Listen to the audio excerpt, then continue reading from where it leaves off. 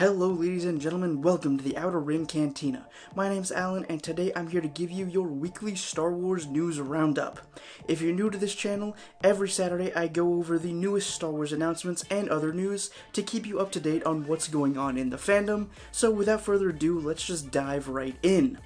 Our first story of the week is all about Doctor Aphra and the brand new audiobook being released on July 21st.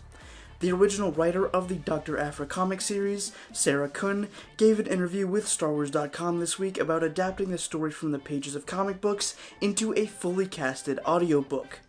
If you want to check out the full interview, I will leave it linked down in the description, but along with the interview, we also learned about the cast of voices for this story. Emily Wo Zeller will be voicing Aphra herself, Jonathan Davis will be voicing Boba Fett, with Sean Patrick Hopkins as Luke Skywalker, Sean Kinnan as 000, Nicole Lewis as Sana Staros, Carol Manda as Maz Kanata, Ewan Morton as the Emperor, Catherine Tabor as Leia Organa, and Mark Thompson as Darth Vader. There are probably a lot of you that haven't checked out the Doctor Aphra comic series, but I am personally super excited about this new audiobook. It'll be a great way to get introduced to the character and her story, and it's a good opportunity for Star Wars to explore and experiment with other mediums like this. Dooku Jedi Lost was the first fully casted Star Wars audiobook, and it was absolutely amazing, so I'm expecting great things from the Aphra audiobook. Now moving on to our second story of the week, The Mandalorian is getting its very own publishing program starting in December. This week we saw the announcement of a brand new selection of books for every level and type of reader, all centered around the Mandalorian Disney Plus show. The list of books includes a new Art of the Mandalorian Season 1 by Phil Szostak, which is available for pre-order now and will be released on December 15th. The Mandalorian original adult novel written by Adam Christopher and published by Del Rey, which will be available on hardcover starting December 1st. The Mandalorian Ultimate Visual Guide by Pablo Hidalgo and DK Publishing. The Mandalorian Allies and Enemies, a Level 2 reader by Brooke Vitale. And The Mandalorian Storybook, also by Brooke Vitale. And finally, the Mandalorian Junior novelization by Joe Schreiber.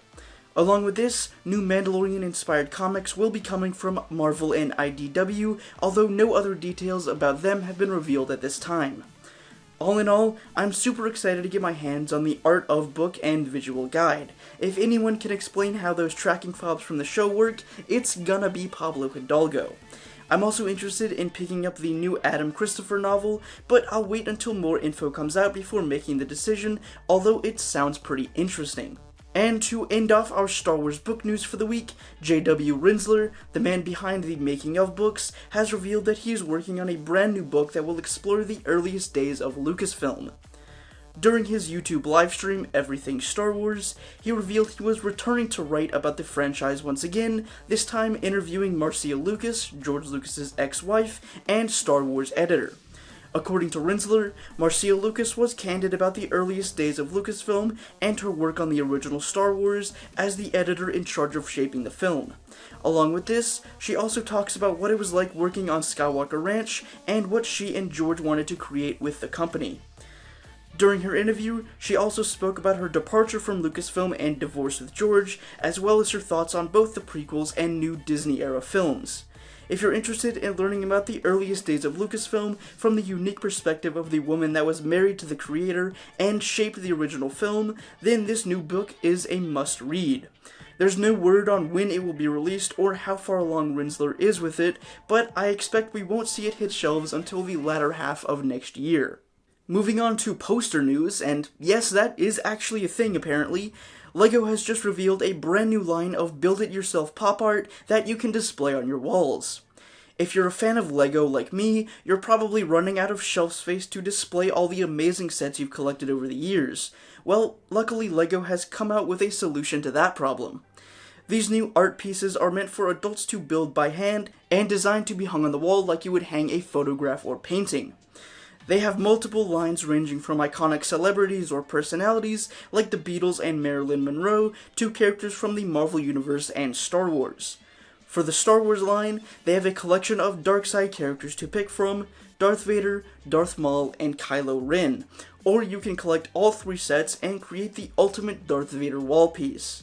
If you're interested in a new way to collect LEGO Star Wars and display art, you can pre-order the pieces now from Zavo.com or LEGO's own website.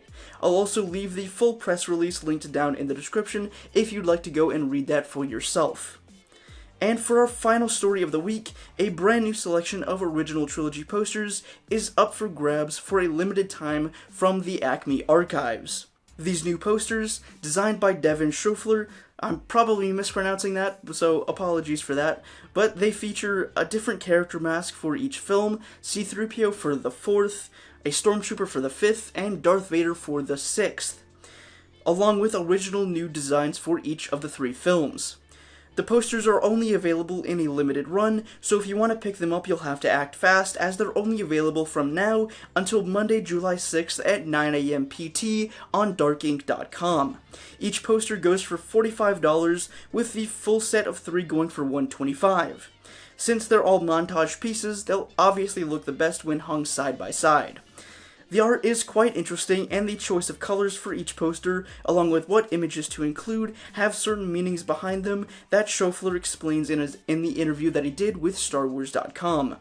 While the design of each poster is fantastic, I am a little disappointed we didn't get to see something like this for the prequel and sequel trilogies as well, but hopefully something like this will be coming later on. But for now, if you're looking for some great new original trilogy art, then these new posters are pretty hard to beat. And that's it for the Star Wars news for this week. As always, I would love to know what you think of any of the new announcements or reveals I talked about today down in the comments. If you enjoyed this video, I would really appreciate it if you left a like, as those really do help a small channel like this, and consider subscribing if you want to see more Outer Rim Cantina content in your feeds every week. That's all the time I've got for today. I hope to see you back here in the Cantina next week for more Star Wars videos. Until then, may the Force be with you.